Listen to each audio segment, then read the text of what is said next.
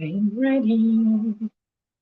All right. Good afternoon, everyone. Good afternoon, everyone. Good afternoon, everyone. My name is Maribeth Chima. I am the founder of the Parenting Through Mentorship.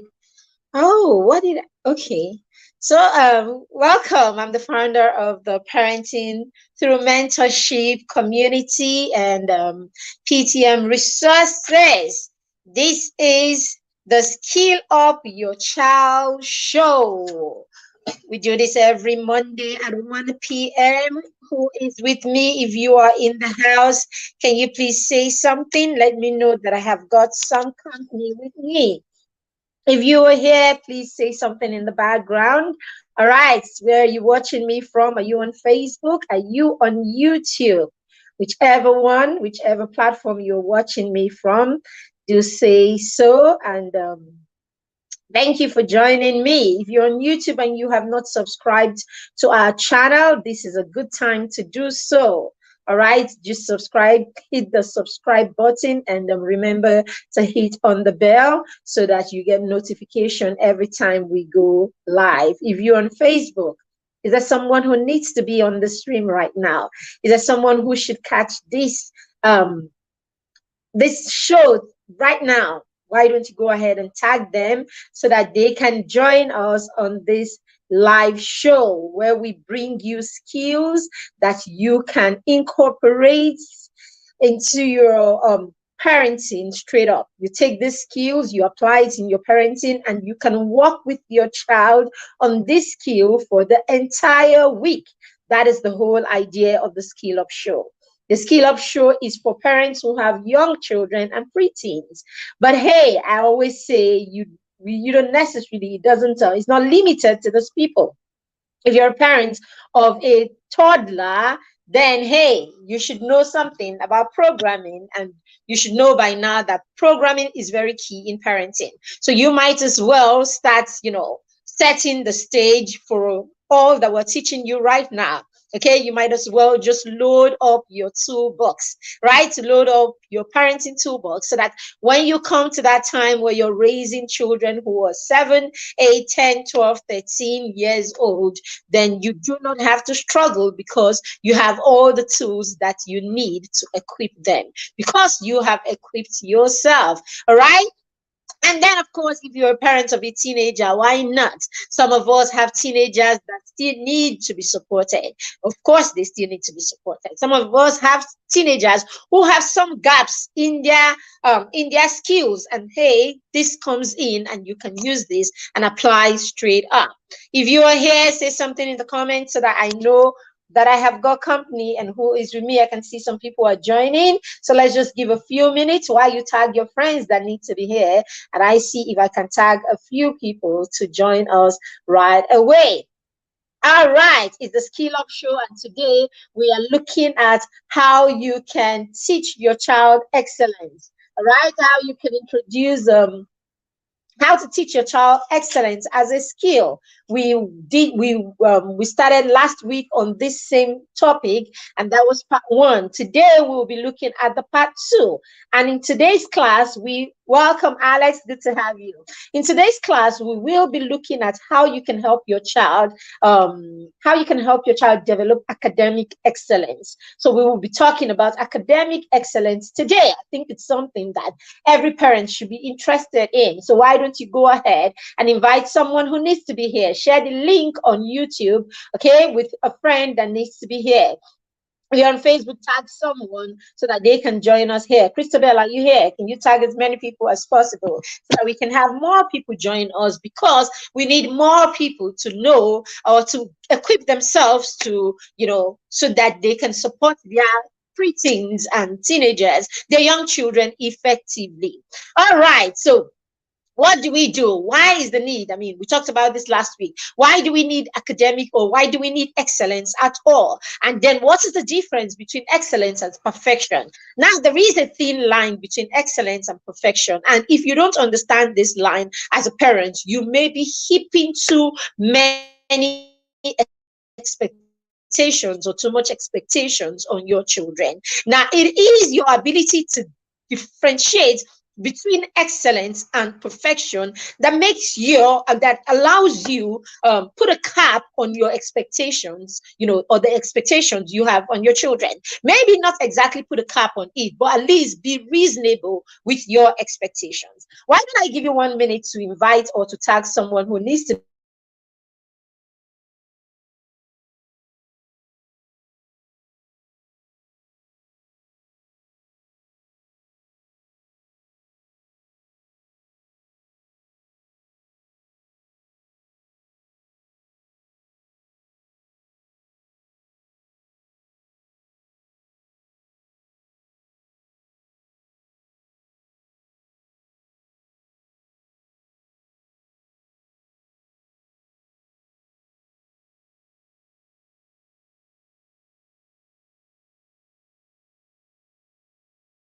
Hopefully you have done that.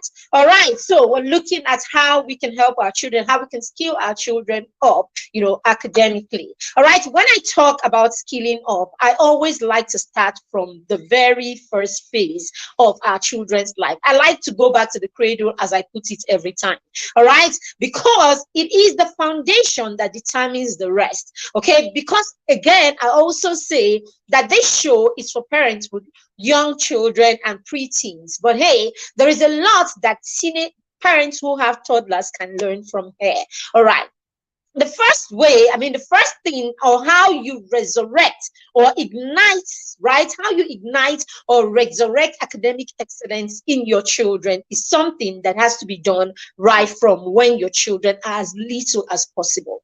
That's so, it's such a truth that, because we miss this truth, or we miss this phase in the lives of our children, that's why we struggle, or that's why they begin to struggle in the first place at all.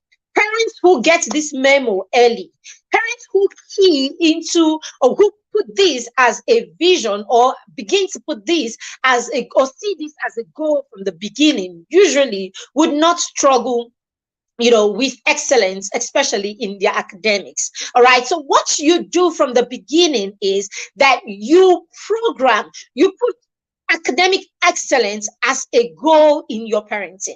Now, if you are that early and you are that intentional, you will realize that it won't just be academic excellence, it will be excellence. So if you begin with excellence at the back of your mind, excellence as a goal in your parenting, you will realize that this excellence will spread to every area of your child's life.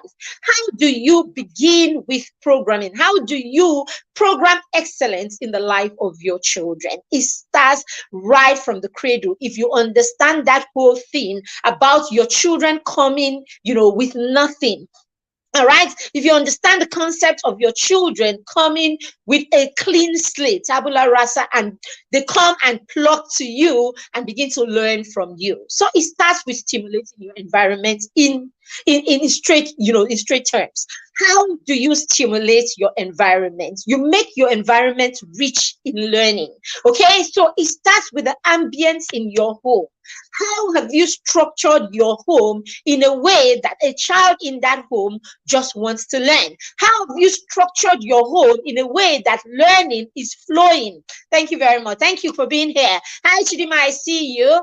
Thank you, Alex. I can't see other people because you've not allowed, giving StreamYard access for me to see your name. But welcome everyone who has joined us. All right. So how do you program from the beginning such that learning is a natural phenomenon in your home?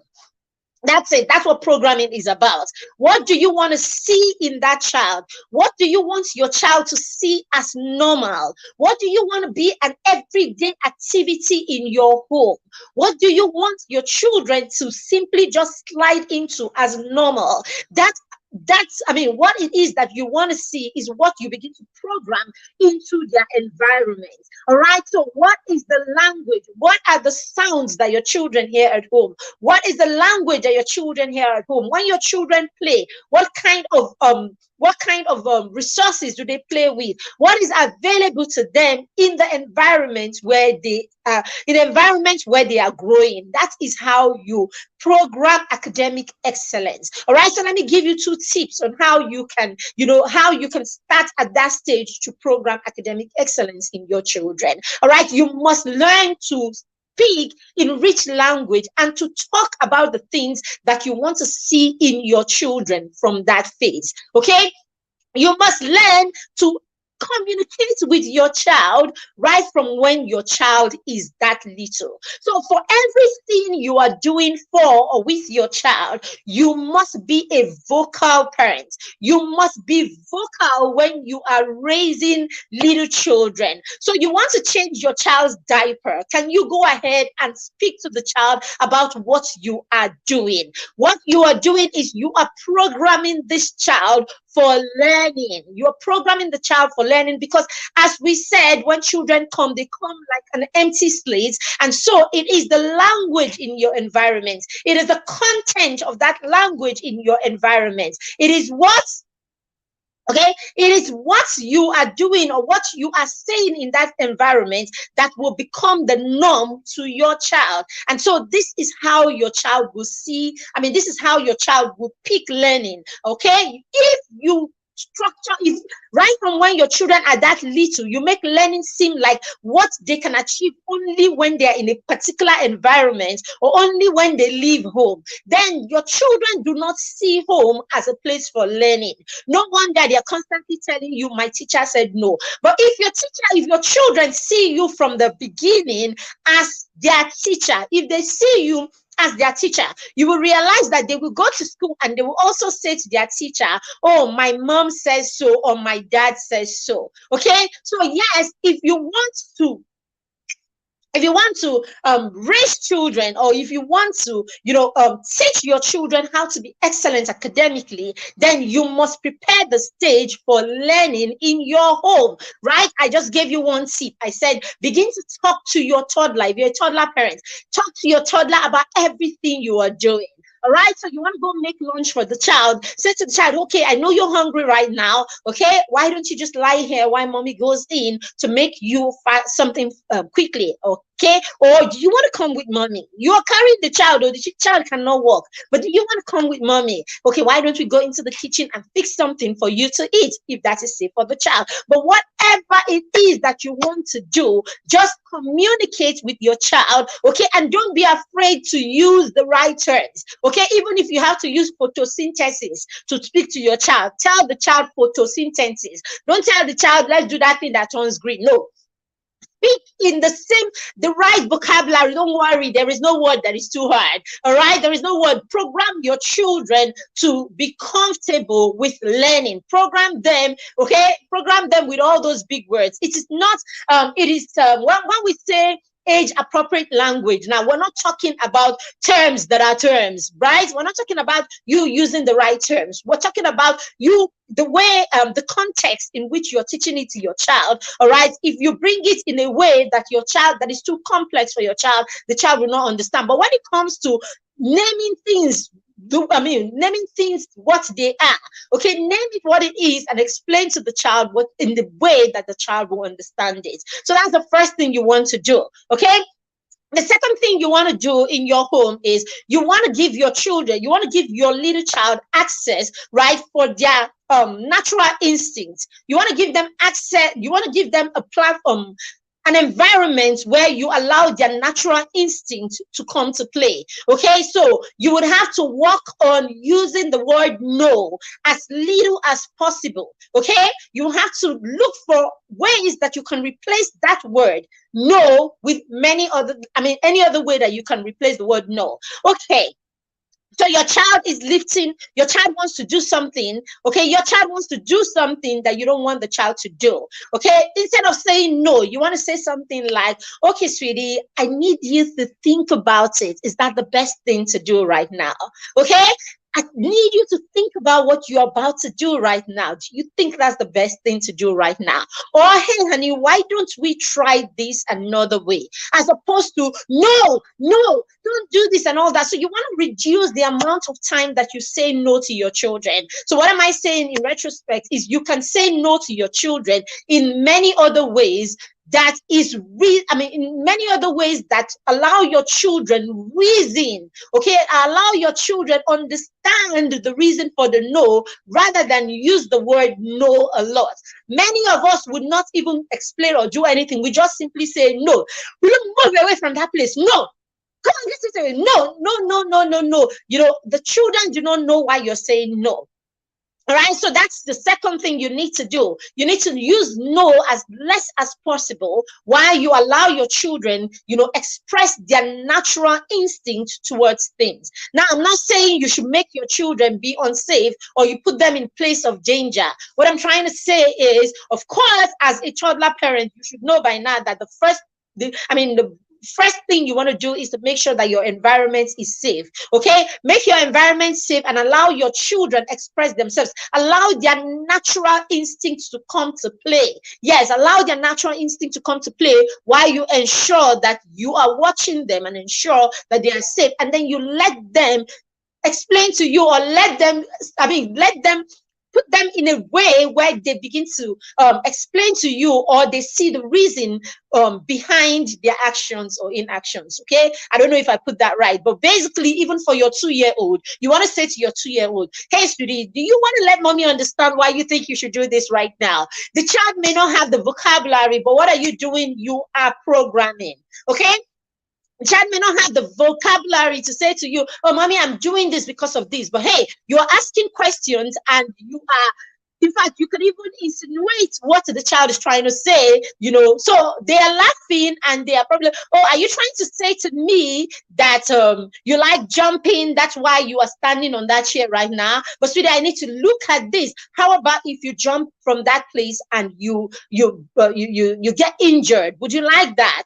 Would you like that? So talk to your children in that kind of language. But hey, allow their natural instincts to come to play when your children are, when you have young children that way. All right. The third thing you want to do, I said I was going to give you three what do you call it, tips. The third thing you want to do is, you want to in a way, without controlling your children, you want to direct them to the kind of learning that you want them to learn. Remember, we're talking about how you can teach your children excellence, okay? And we're looking at academic excellence today. All right, so for your young children, your toddlers, children 0 to 6 to 7, thereabouts, all right, you want to wake up every day with a theme or a subject or an area at the back of your mind that you want to teach your child, or that you want your child to learn in. All right. So wake up today saying to yourself, okay, I'd like my child to learn something new in math. Wake up saying to yourself, I would like my child to learn something new about values. I would like my child to learn something new about respect. I would like my child to learn something new about whatever. And then the best way to do this is to use your daily occurrences. Use the daily occurrences around you to, determine the things that you want your children to learn. Because in reality, we're raising children to be able to navigate the world, to be able to, thrive in their environments. Okay, all of the school and everything that we're doing, that our children are learning, that we're doing with our children, is so that eventually they will be able to thrive in the world, right? Eventually they will thrive on their own, with or without us. That's what it is. So in everything that you do it in the context of reality. Do it in the context of the real world. Okay, so wake up every day with something that you want your child to learn. Now, you are not going to force your child to learn that thing. But because you are an intentional parent and you are well equipped, what do? You will set up the stage in your home. You will set up the stage around you that points your child to that learning. So for instance, I want to teach my child, or my 4-year-old, my 3-year-old, or my 10-year-old, I want to teach them about water. I want to teach them, I want to broaden their knowledge or their perception of water, isn't it? So what do? I will set up the stage in my home that day that will invite them to learn about water. So let's say for my toddler, my 2-year-old, my 3-year-old, what I would do is I would probably have like a bottle of water, and then I have a funnel, and I put the funnel on another bottle, and I probably just put this somewhere nicely, somewhere around the house. Okay, I'm talking about you now, the parents. You have the child with you. Okay, you have the child with you. You probably are back from work and you just want to do something with your child. Okay, because we say being present is doesn't necessarily mean that you do not go anywhere. You're there with your children 2/4/7.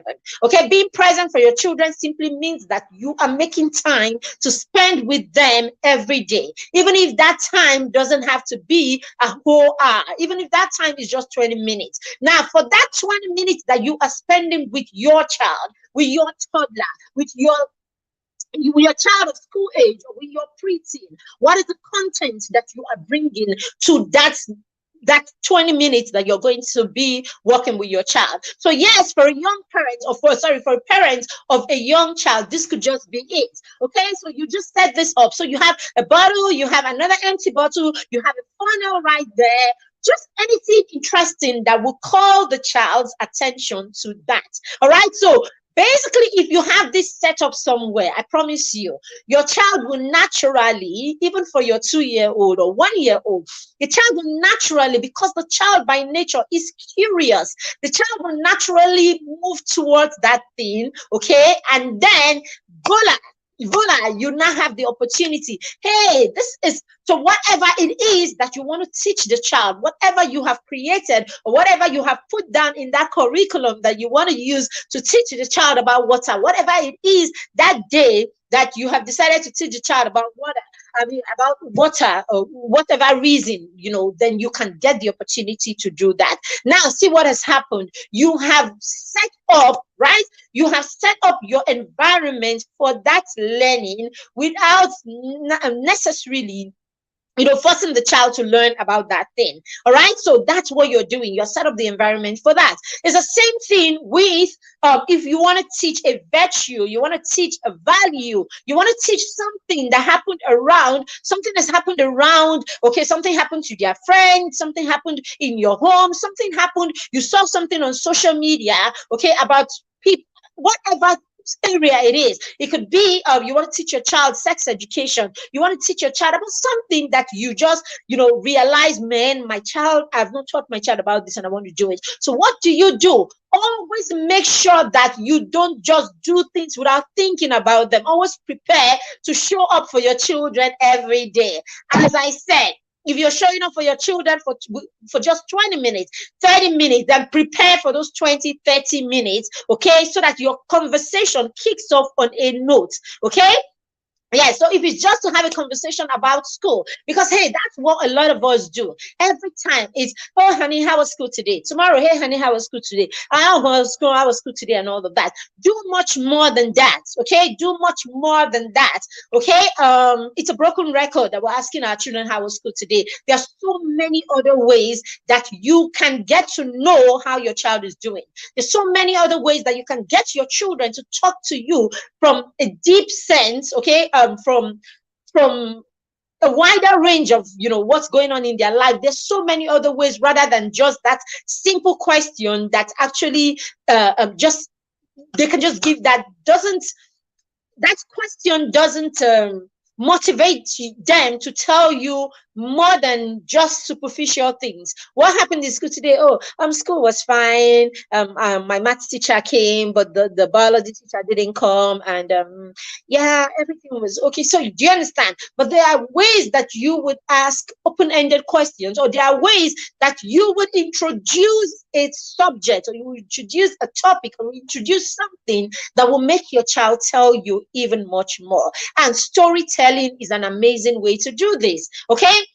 Storytelling is an amazing way to do this. Perhaps you have heard from the grapevine, okay, maybe their younger sibling mentioned something about something that happened in school, or something that your friend mentioned that your child probably didn't talk to you about. Let's say there was a case of someone that was expelled in the school for XYZ, reason, and your child has not mentioned it, okay, and you want to talk about that subject with your child.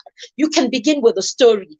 Okay, you come back home and you're like, oh my God, I just remembered today something that happened when I was in elementary school. Oh, geez. Lord, that is how you get your children to be, interested in what in what you're teaching them. Man, I remember. So it was one day like that, in my hostel room. That's it. You just introduce, and then you're talking about something that has happened in the school recently that you want to address, or you want to, throw light on, and your child has not mentioned it. Okay, so go ahead and as you tell that story, you will realize your child is able to connect because you have come to their level. And then you will find the child being the one to say, oh, mommy, do you know something like that happened last week? And I didn't remember to tell you. And you see, at this point, the conversation is going to be deeper than just simple. I mean, that just when you ask a simple question, what happened in school today? And they can say to you, oh, this happened and that happened and that happened. Okay, so this is how you help your children build, academic muscles. Basically, you help them learn, how to be excellent in their academics. Okay, so I am just using these examples because it can be any topic or any subject at all. Your child is struggling with creative writing. You can start stories the way that, that you can, I mean, in a way that you can help the child. Use antidotes in your the anecdotes in your stories. All right, use connectives in your story. Tell the story and then go, first this happened, and then second this happened. Okay, afterwards use all that in the way you tell your children's stories. Okay, and that way you can point them to that story. Remember when I was telling you the story about what happened when I was in school? Okay, did you realize how I told that story? I talked to you about what happened first, and then what happened next, and then what happened, like that. You can help your children in many ways, right? To become excellent academically. All right, so that's number one. All right, so talk about programming. Program them basically right from when they are young. Okay, as your children grow older, you need to learn to talk to your children about what they are learning in school. A lot of times we don't talk to our children about or we don't speak with our children about what they are learning in school. We are their parents. Okay, so most often all you ask is, how was school today? And then they tell you this happened or that happened. For some, they don't even tell you anything besides, oh, school was fine today and all of that, and I didn't get into trouble and all that. But hey, if you want your children to do well academically, then you must be a parent who is interested in having conversations about how they are doing in their schoolwork, especially for fathers. Okay, fathers, you don't know what you do when you can tell or you can show your children that you are interested in their academics, or in what they're doing in school. When you show your children that you are interested, because they know that there is a tendency or there is a chance that you would have these conversations with them, you realize that your children want to be on point, or they actually feel more, they're charged when you're ready to have conversations with them. Okay, some of us as parents, we are so good at what we do. We are so, I mean, we were huge in school, in math and in science, in language arts, in whatever, and yet you have children that cannot draw from that strength that you have. Okay, so as a parent, you must find that time.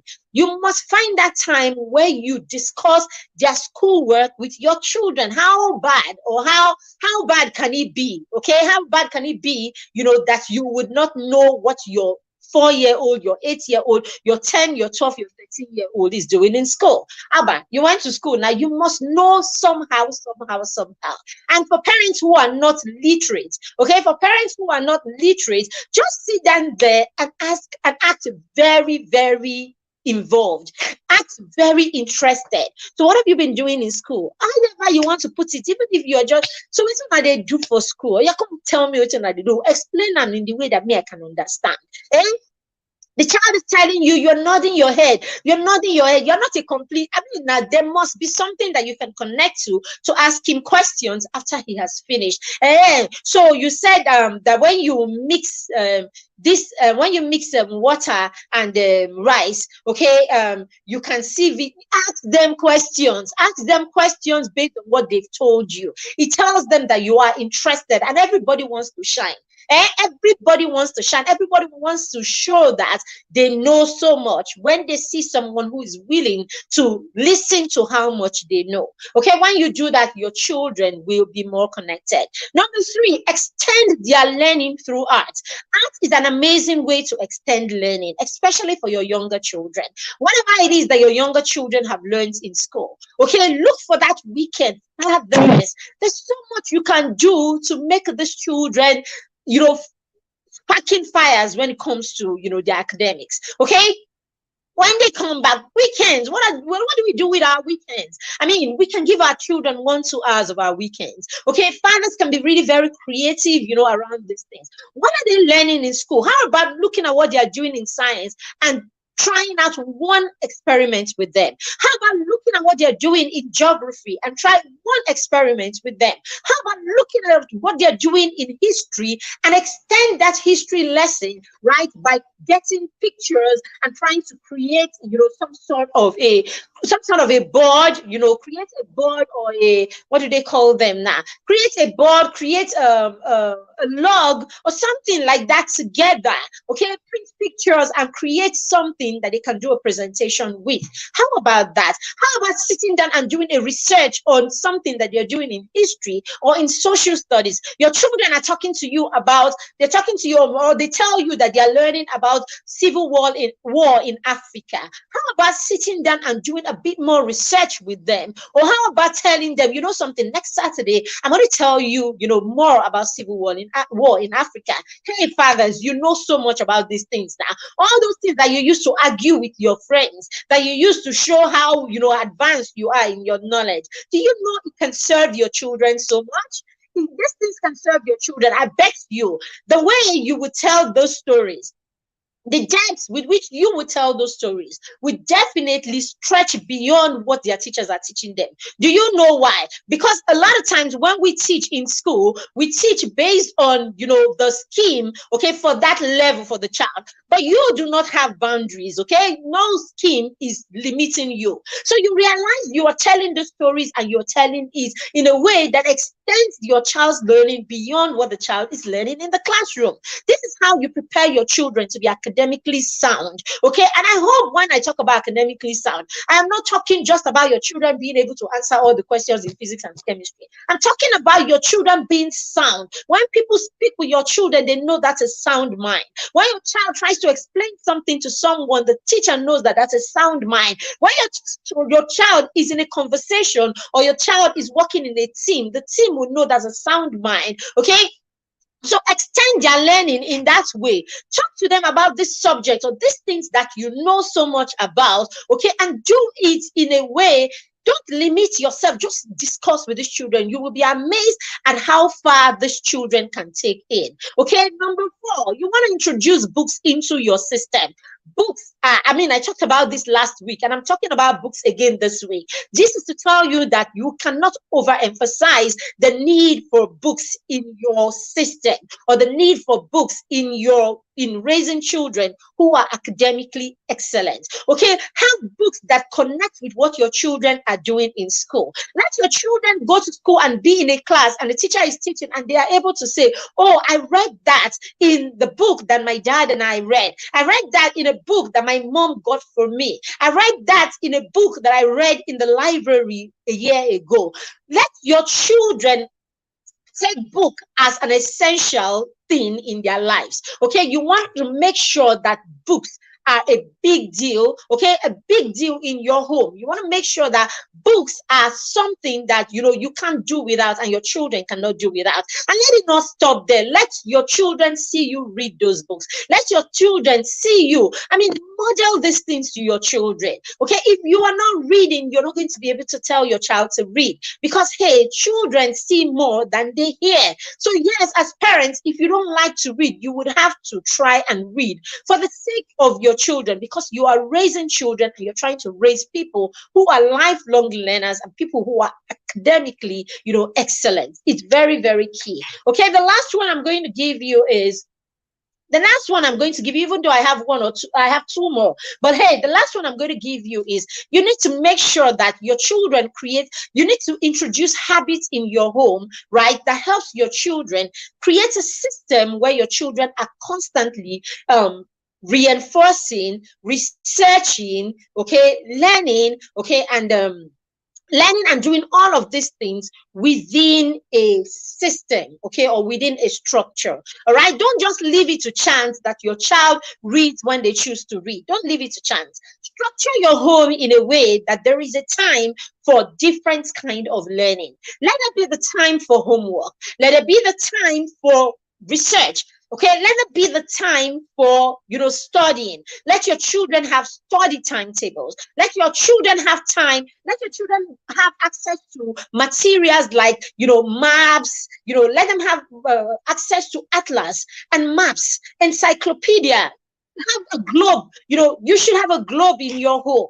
Have those things that call your children to want to learn more. Okay, have those things in your home that invites your children to want to do more, learn more, research more, create more, and all of that. So let your environment be such that it is structured in a way that your children have time for different things. Let them have time to play. Let them have time to create art. Let them have time to read, to study. Let them have time, to go to a study site. Okay, let them go to sites like Khan Academy, biglearners.com, Twinkle, and things like places like that, where they can go, even if it's once in a week, where they go in there and they can solve problems and they can just while away time, okay, going through worksheets and things like that, or activities and things like that. Let your children have time where you're listening to the news or you're gisting and you hear a country and you say to them, why is that country in the globe? And they run to the globe and they're trying to look for where the country is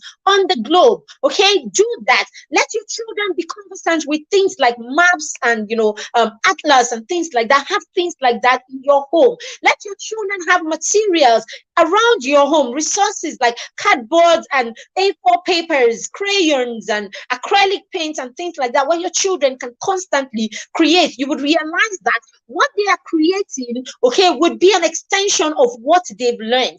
Most often, what your children create are an extension of what they have learned or their experiences at one point or the other. And this is how you will begin to teach your children how to be academically sound or academically excellent. Children who love to learn, children who do not have a problem with learning, children who know how to interact with effective resources. Okay, children who have access to